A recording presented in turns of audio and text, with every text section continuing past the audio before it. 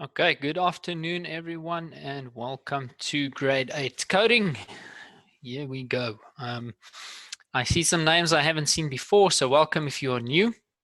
We're glad to have you here. Welcome to our returning students. We're glad to have you here as well. We are doing nested loops in B, puzzle 7 to 13. This used to be called nested loops in a maze because some of them have the bee and some of them have the zombie on there.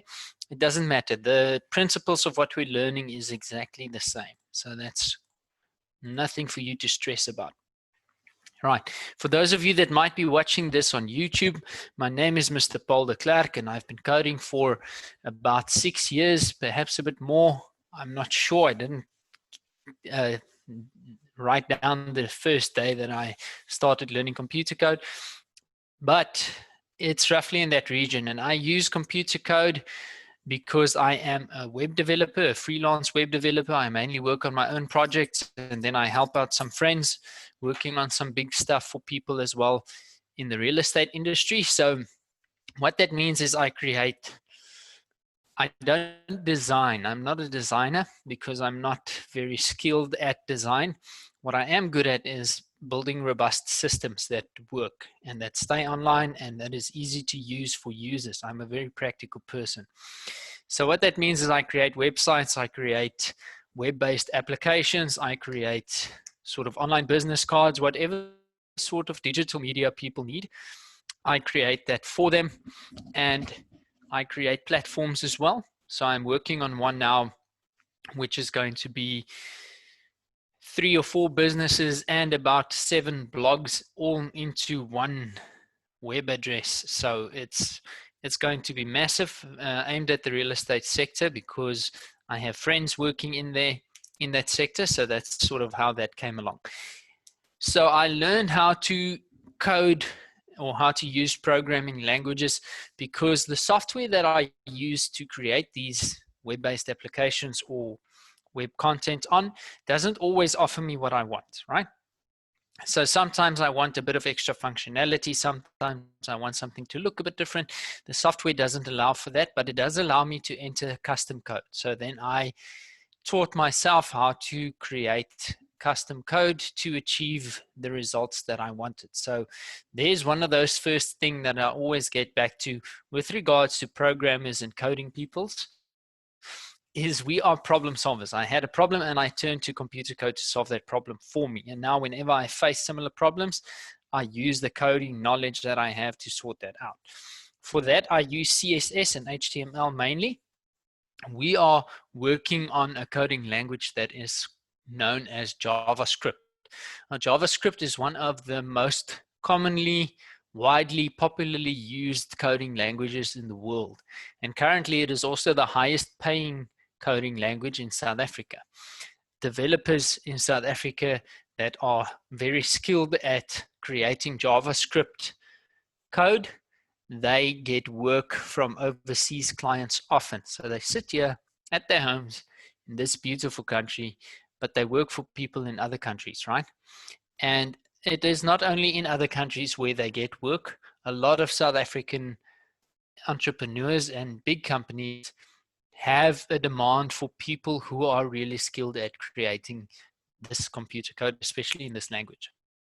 So again, if you're watching on YouTube, you can head down to the video description. There you can find links that will take you to a registration page. And then what you can do, if you have access to an email address, you can sign up as a student and you will receive the links to the live lessons. If you do not have access to an email address, you can ask a parent to sign up on your behalf, and they will then receive the links. And we do it this way just so that we can have some sort of measure in place to try and not have our links running all over the show. Okay, so let's get into it, right? I think that's enough talking. Oh, before we do get going, if you do make your way to the live lessons, the chat box is there for questions and answers only, and for me to share resources with you. Nobody should be posting links in there except myself. We can't delete anything out of this chat box. So if it's there, it's there. And then if I find that link to be worrisome, I will just end the entire meeting. And then we have to restart it, and it creates a lot of problems for everyone. So please don't do that. The next thing is keep the chat relevant to what is on the screen. Because I share links, if you chat about other stuff in between, those links become missing. And if new people join in, they can't find the links, okay? And lastly, try to keep your cameras off. I know accidents happen, that's fine. But once you switch your camera on, I cannot see my screen. We cannot discuss the code on the screen. Right, so let's get into this. There's a quote by Mark Zuckerberg that says, programming is like any other sport. You might know the rules, but you have to play to learn. So for those of you that didn't know, Mark Zuckerberg is the guy behind Facebook, right? So obviously he does have a bit of computer programming knowledge. How much he has is up for discussion. That's not why we're here. What he does accurately do is in this statement, he says basically that we can know all the theory behind it, right? I can sit here and explain the different words to you and what they mean, and I can explain to you what each block does, and I can explain to you how the blocks are backed by line and text-based coding, and I can do all of those things. We can even get into the line and text-based coding, which is something that is being worked on, where we look at the syntaxes and the symbols and all those things being used. But to know all of that only gets you that far. You have to sit behind a computer, put in the hours and code, right? For many coding positions, it's not an interview where you sit and people ask you questions and answers and things like that before they even try to see if your personality is a good fit for their company. They give you a problem that you need to solve with computer code. And you need to write the code. And then if your code is good enough, then they give you the opportunity to come in and meet with the managers and the CEOs and the HR people to see whether your personality is a good fit for the company. Okay. So what this means to say is, just like sport, even if you know all the rules, if you want to get good at it, you have to do it, right? So some words that we need to look at: functions, a sequence of code that performs a task or calculates a value. So by this time, I hope that you understand at least what statements, sequences, and loops are, because those are the three fundamentals that everything else builds on. And then we also have functions, variables, and conditionals, right? So we will look at them each as they come along. But for now, I just want you to start thinking about these things. So a function is a sequence of code that performs a task or calculates a value. So for the most part, we have been using functions, and we will be using functions in the foreseeable future to perform a task, right? We're going to use it to make a character act in a certain way. But there is a time that might come where we will be using a function to calculate a value, and that value can be used as a variable. So we need to look at variables as well. And variables are placeholders for information that can change. So what that basically means is we assign a value to the variable, and that variable can be called on in different segments or sequences of your code, different statements, okay?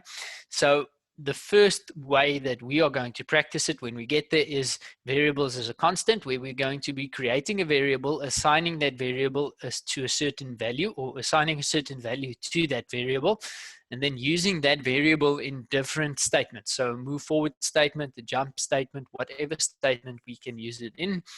Then we only have to assign the variable each time. So we're not going to actually type in the numbers, we only type in the value once. Another way is when we have variables used not as a constant. And I use this explanation because it's the same one that code.org gives. If I want to send my son a happy birthday message, and I use the code to do that, his phone,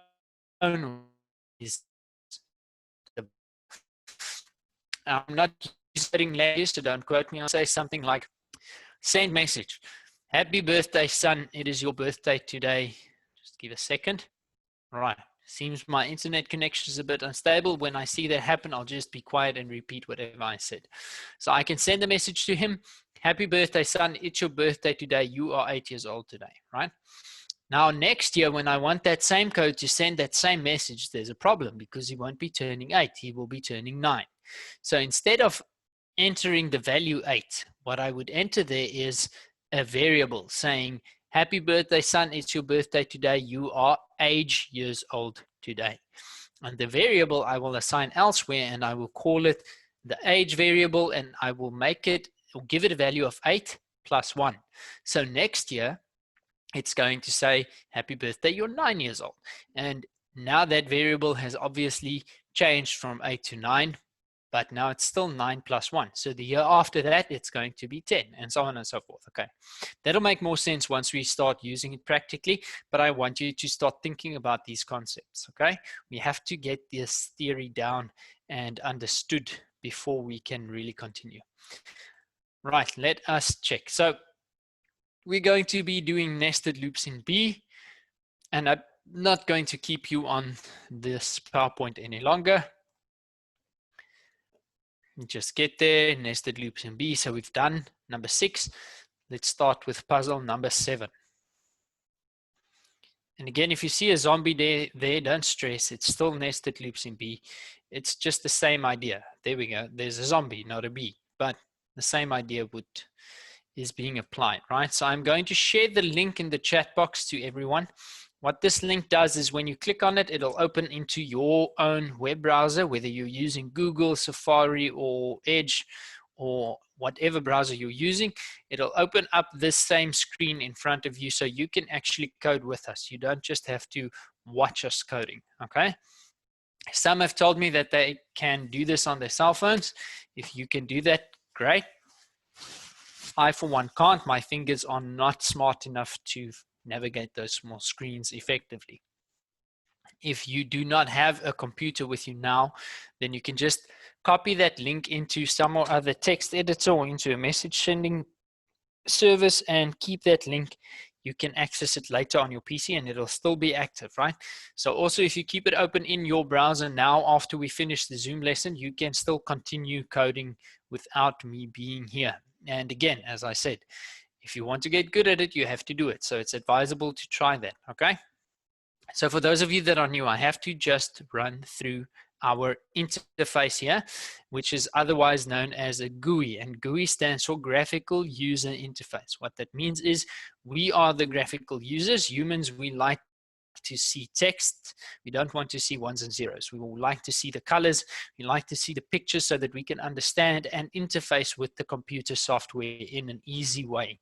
Now, computers don't need graphical user interfaces to communicate with one another or to speak to the internal device. The internal devices inside your device. So like with the hardware or the processor or the RAM chips, right? So they aren't graphical user interfaces for that because they just talk to each other in ones and zeros. But we want to see the graphics like this. So what we have here at the top is our lesson 8, nested loops in B. If you click on that, it takes you back to the page where we just were, and you can scroll up and down and go and do some of the other lessons at your own time if you'd like to do that. Here you can see are the puzzles that are within this lesson. The green ones we've done, the white ones we haven't done yet. The flags are extras, okay? The instructions, this tells us what to do and sometimes how to do it. However, it doesn't always explain to you why we do things in a certain way. So that is why I am here to help you with that. This is our play area. This is where we see the magic happens. The code we write on this side or create with drag and drop, I'll show you that now, is going to be acted out here. The run button is linked to that when run block. All code that needs to be connected to that will activate when we click on this due to that block. If that block isn't there and it's not connected to this button, your code can be there, but it won't trigger. It won't run. Nothing will happen. There's a step button, and the step button runs the code block for block. And this is what we use when we are either creating a solution initially or when we are debugging, finding problems in the code, okay? Here we have our toolbox filled with different types of blocks. I'll explain each one as we use them. And this is our workspace where we actually code. And what you do is you drag that there and make sure it's connected. Now you can see when I click on run, the zombie will move forward. One block, one space, okay? If it's not connected, you can see it's shaded like that. If I click on run, it does nothing. It's going to tell me there's unused code. And I get an error here at the top. Lastly, Some of these have restrictions. So we have a 5-block restriction, of which 1 is used by this. So we only actually have 4 blocks to finish this puzzle in. And here on the right-hand side, you can start the entire thing over if you feel you've made such a big mess that you can't fix it. And here you can see the line and text-based code, right? We're not seeing anything there because it's not there yet. Other restrictions we have is on this play area, we can't move into those plants, they'll eat the zombie, and we can't walk across these plains of grass, we have to stay on the path. Perfect. So just quickly in the chat box, type yes if you have been able to open the link and we can start coding together. While you do that, I'm going to start running through this very quickly and easily, right? So remember, we talk about the problem-solving workflow. What that means is we identify the problem, we create a solution, we test the solution, and we adjust the solution if we need to. Then we test it again, then we adjust, then we test, adjust until we're happy with it. So if a problem is big, like this one is, to get the zombie all the way to that sunflower without touching any of these and by following the path correctly, that is a relatively bigger goal. So we divide that into smaller problems to make our creation of code a lot easier. So the first and easiest problem we have is we need to get the zombie to move from there all the way to here, because you can see there's a path for him to turn into. Restrictions, we only have 1 move forward block. So what we could have done is 1, 2, 3. We could have placed 3 move forwards there, and the zombie would have moved forward 3 times. And that's good, but it's shouting at us, telling us we're using too many move forward blocks, and to get the other code done and running, we're going to exceed our block limit there. So the best way to do that is we take the move forward and we place it into a repeat block. Now a repeat block does simply this. It says repeat this many times whatever we put inside, and we put that inside, right? Now you can put many things inside if you'd like to do that. Okay, doesn't matter. You can even put another repeat inside a repeat. These are called nested loops. Okay, so there you can see nested loops in B. So this is what we're practicing here. Important is if we just do this and run it, nothing's going to happen. It'll give you an error here at the top stating, try replacing the question marks with a value. So this, we need to click on it and assign a value to that. We need to put a certain amount of times that we want it to repeat. With this one, we can go up to whatever number we want to. It doesn't seem to have a limit, right? Some of the others, they have a drop down, sort of like this toggle here, where you can choose between a few preset values. So now we're saying repeat 3 times, move forward. So move forward 3 times. Then you can check it's going to happen. Perfect. So our first solution has been found. The second solution that we need to find is we need to face this way, because if we move forward again now, we're going to enter the plant territory. We don't want to do that. So we are going to be turning right, not left. If you accidentally drag the wrong one on, just change it, okay? So we're going to be turning right there. And then we want to do this again. So if we test this, you'll see facing this way, now we need to move forward again 1, 2, 3 times and turn right again. Then we're going to move forward again 1, 2, 3 times. So 2 ways of doing that. The first one is to create this entire sequence again, like this, okay, and turn right.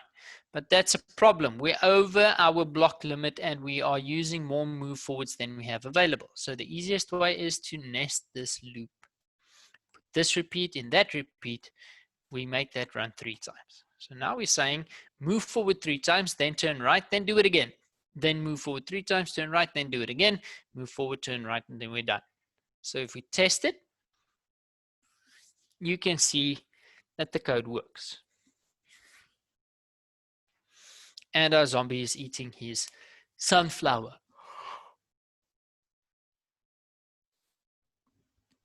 So are you all happy with that? Do you understand that? Can we continue on to our next puzzle, number 7?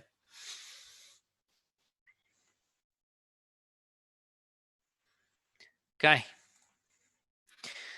Oh, I'm lying. On to puzzle number 8. We just did number 7. I'm sharing the link again.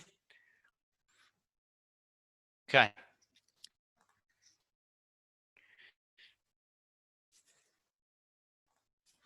Now we have that same thing. Get the zombie to the sunflower using the fewest blocks possible. But this time we're limited to 3 repeats. We're not limited in these blocks here. We have an 8 block limit. So I would like you to tell me in the chat box what I should do here.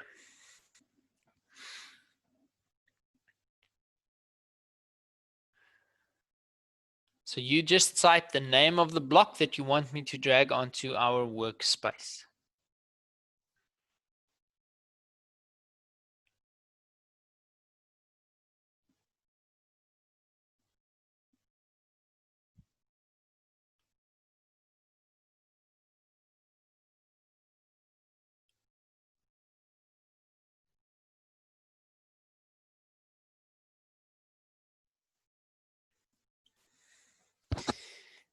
If I don't get ideas soon enough, I have to just carry on because, as I said, these videos go onto YouTube and viewers on YouTube are generally not that patient. Just think about yourself when that 5-second ad comes up. Those 5 seconds feels like a lifetime.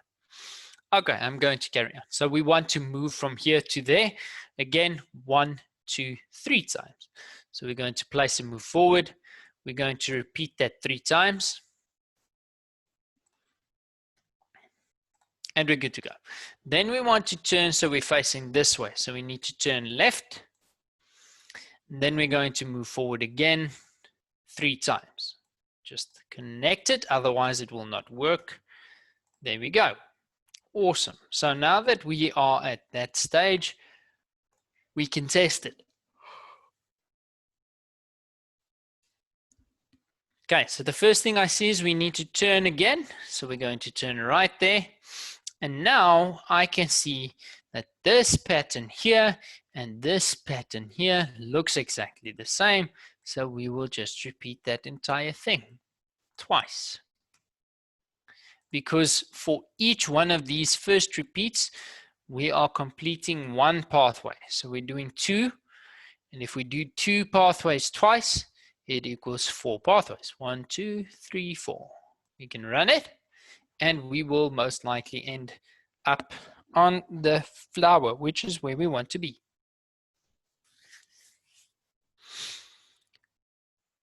Are you happy with that?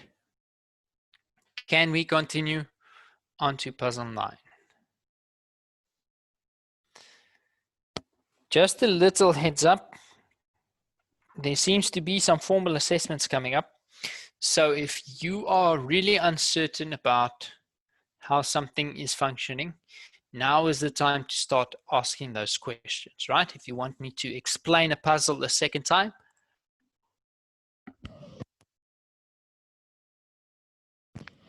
then you just need to type into that chat box a no when I ask you if you're ready to move on, and then we can look at it again. Share this link for if somebody joined us a little bit later, and to keep track of our chat box. Yes, Lesedi, we are, but it's going to be very basic. I'm going to send out links to different puzzles from what we've done already, perhaps 1 or 2 bonus trick ones, and you get to do them, and then we will discuss those solutions together in class. It's an informal assessment. The school is testing out how they're going to do it. We don't have theory for coding yet because they are still working on creating a curriculum for coding and robotics, which will include coding, robotics, design, and engineering. They've done with writing the curriculum for the foundation phase. I assume they'll work on the intermediate phase next. But that has not been gazetted yet, so you don't need to stress. I'm not going to give you essays to write.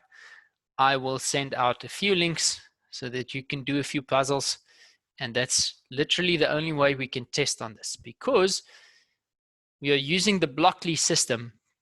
It's been simplified, right? So if you have a look at this as an example, this is now not the solution. I just want to talk on this for a second. All these little things, right?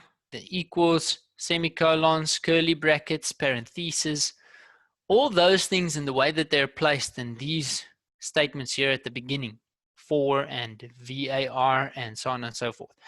That is the theory part of JavaScript, right? But we're not discussing that in class. So what we are discussing is create a solution for this. And then we sort of talk about the theoretics of coding structure while we do this. So I can't really give you a theoretical paper which is 20 pages long and you have to answer questions that are 10 for 10 marks and so on and so forth, right? What I'll do is send you a couple of links. It will be available for download on the Africa Team Geeks website.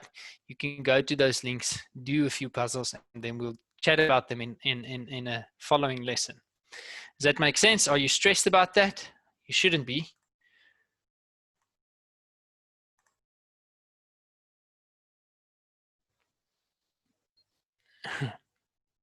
I don't see any comments on that, so I'm assuming it's okay. Right. So what we are going to do now is to solve this puzzle that we are on. Okay, so let us check. We are going to take our zombie from there to here because that's the first path that we want to turn into. Obviously, this would have been shorter. Have you ever seen what happens when the zombie hits a flower like that? Just for interest's sake. 1, 2, turn left. Move forward again, right? So this would have been the shortest path, but this is what happens to the zombie. And there you can still see his hand hanging out there of the flower's mouth. Okay, so that is sort of why we have to come around this way and avoid all of these guys on the way to the sunflower. So move forward is already placed on there for us. We have to do that 1, 2, 3, 4, 5 times.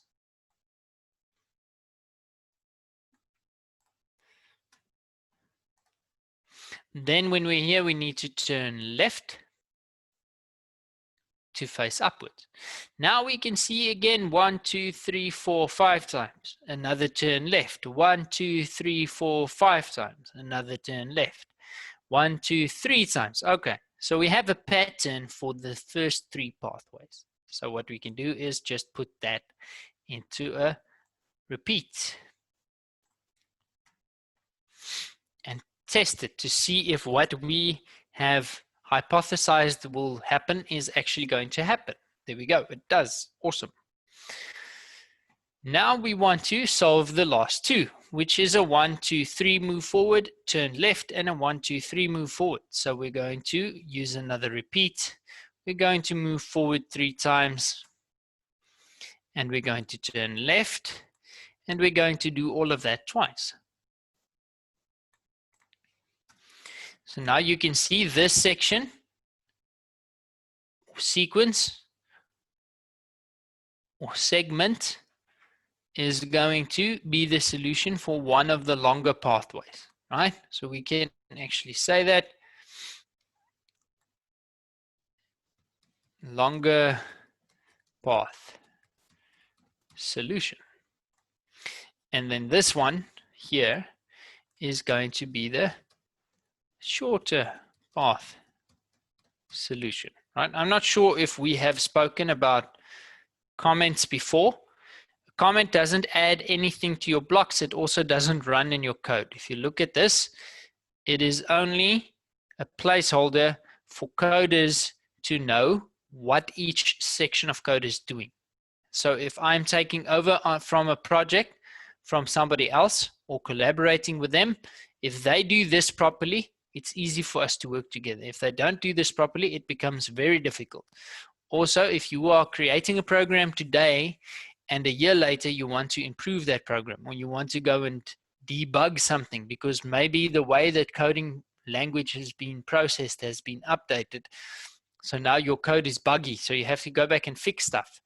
Then you can just go to the specific area where you have identified the bug and you can fix that. Instead of having to read through every single line, trying to determine where the problem is, making adjustments here, but actually the problem is here, then you have to go back and set that back to the way it was, and just it's a mess. So try to always use comments where you can, especially if you're coding like this, right? Once you start doing this. But for now, I'm just going to use this to help us explain and understand what each sequence does. So this is our long path. We're doing that 3 times. Our short path, we're doing that 2 times. 3 plus 2 is 5. 1, 2, 3, 4, 5 paths. So we're good to go.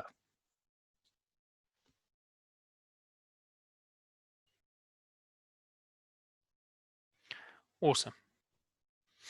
Okay, are you ready? Can we move on to puzzle number 10?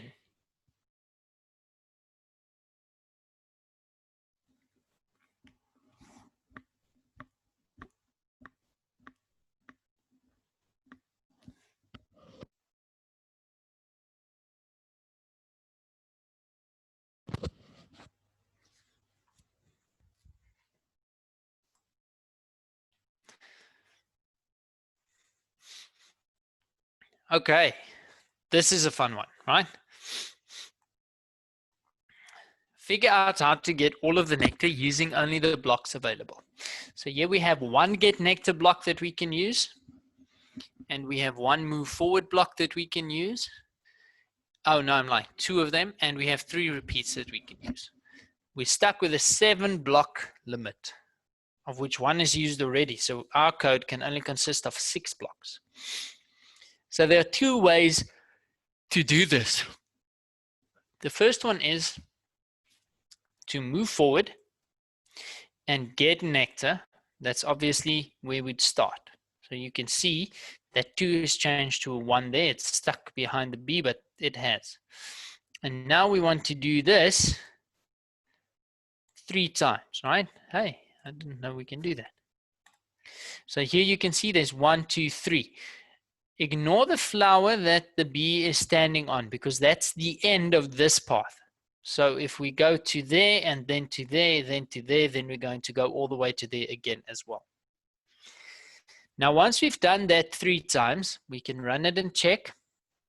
It's collecting 1, 1, 1 all the way. Now we obviously want to turn right here, and then we want to repeat this 4 times.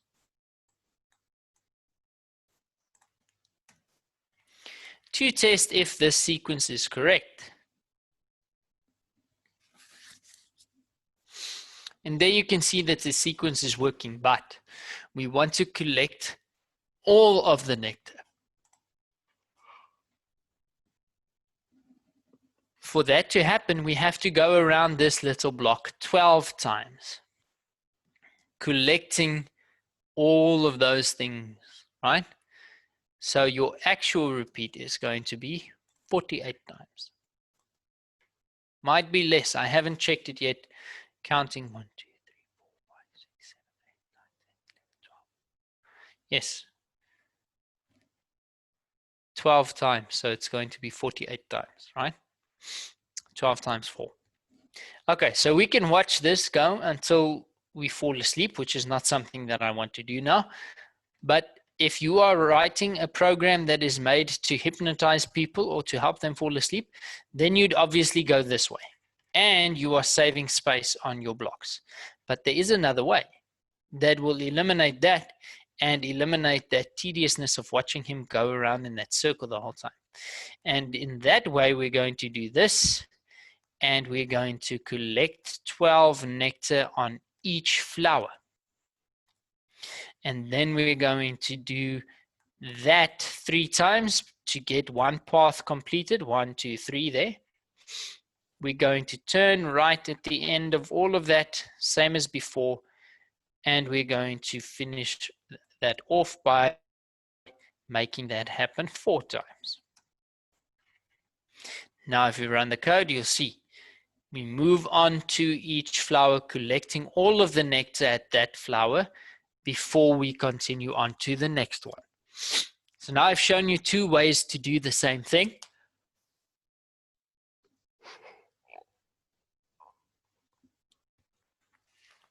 One is not wrong and one is not right. One is using less blocks than the other one. One is using 1 more block than the other one.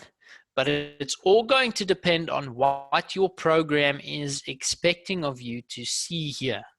Obviously, if you are creating a program where it's necessary for him to go around that 12 times to explain something or as a countdown timer for something, then you're going to do it the other way. If you just want to create something that is nice and clean, you're going to do it this way, right? And one block or one line extra of code is not going to create such a massive issue. Okay. Awesome. Are you ready for puzzle 11? I would very much like to finish all of these today.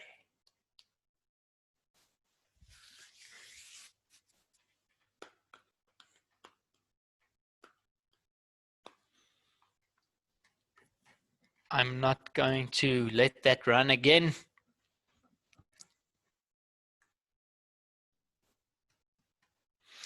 Now they actually go and take it one step back.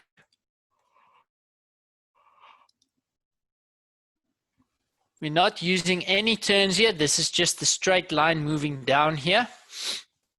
And the only difference is we have this one, make honey, which is new, and that honeycomb there, right? So all we have to do here is we need to move forward and get nectar, but not only once, 4 times, because there are 4 nectars at each flower. So we move forward 1 time, we get nectar 4 times. Now this sequence is the solution for 1 flower. There are 1, 2, 3, 4, 5 flowers. So we want to find the solution for all 5 by putting that in there and setting this to 5. And then we run it to test if we have actually collected all of the nectar at the flowers, and we have. So now we still need to make this honey.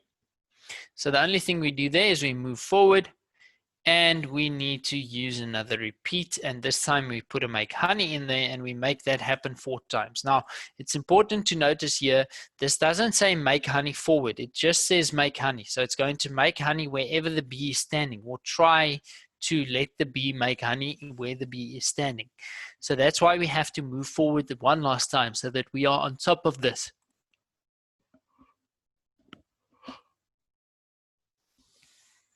And there you can see we're making the honey at the honeycomb, and we are done. Are you ready? Can we squeeze in at least 1 more?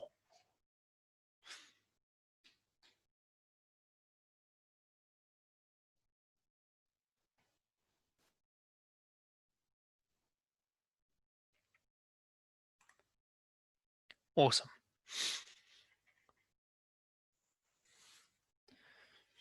Right. This one is also pretty straightforward. It's a very easy solution. You just need to think it through. So they trying to throw you off here by saying where we used to do this and then repeat the make honey or get nectar. Now we're going to move forward and make honey to complete that 1, right? So we see that works. The 1 changed to a 0. We need to do that 1, 2, 3, 4, 5 times. So we're going to repeat this 5 times. And now you can see the difference there. It's in the repeat. The previous puzzles that we had only the make honey or the get nectar in the repeat. Now we have the move forward in the repeat as well. Okay. So once that's happened, we can see it works. And when we get here, we want to obviously turn left.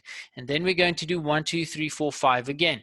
We only have 1 block left. So we can't create this sequence again. All we really have to do is add this entire sequence into another loop and make it happen twice. Why 2 times? Because there are 2 pathways. Another way to look at it, there are 1, 2, 3, 4, 5, 6, 7, 8, 9, 10 honeycombs. If we do 5 things twice, we're going to do it 10 times. So 2 times 5 is 10. And we can understand without even having to look at how the code executes, whether our code should work or not.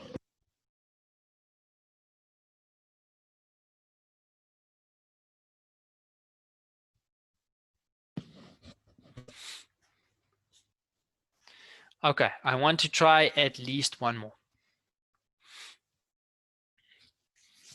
Oh, awesome.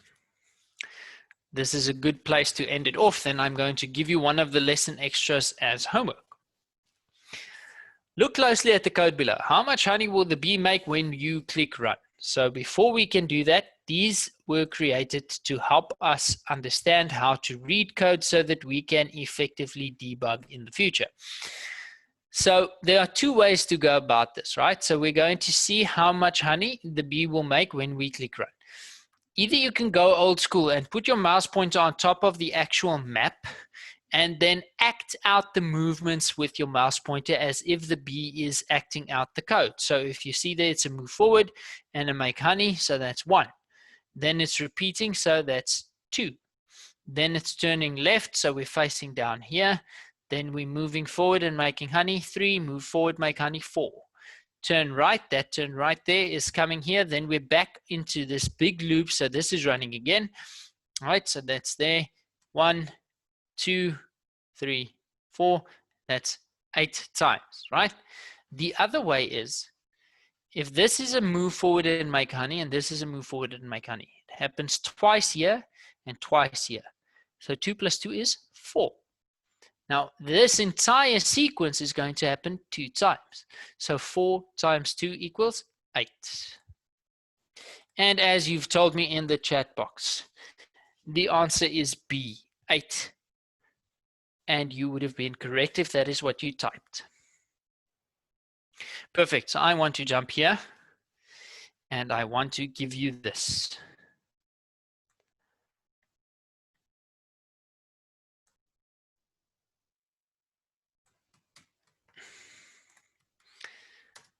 Right, so collect all 4 of these using only these blocks. The goal is 2. I'm telling you, it is possible to collect all 4. So I want you to try and collect all 4, okay?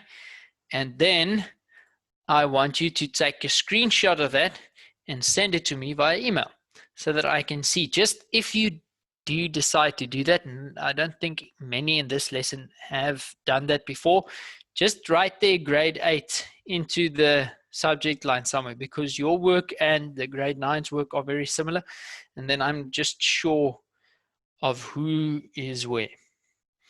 So tomorrow we are going to do nested loops in Frozen. For those of you that are concerned, we're not going to be singing Let It Go songs. We are going to be creating loops to make Elsa draw patterns, okay? Which, in my opinion, I'm much more willing to do than to have a karaoke lesson with Frozen songs. Okay, and then if you could send the screenshots of that homework to this email, I would appreciate that. I can give you some feedback. We'll look at it again tomorrow in the lesson, but it would be good if I can just see sort of what the engagement level is at. You can find us on Facebook, Instagram, Twitter, and YouTube by searching for Africa Teen Geeks. And we try to upload our videos daily, although with load shedding, connection has been an issue. So it might take us 2 or 3 days to get the videos up, but they will get up there eventually. And then you can also review some lessons if you'd like to do that, or you can just watch it there for those that are viewers and are not in our live lessons. Perfect. Thank you so much. Have a great day. I'll chat to you again tomorrow. Bye-bye.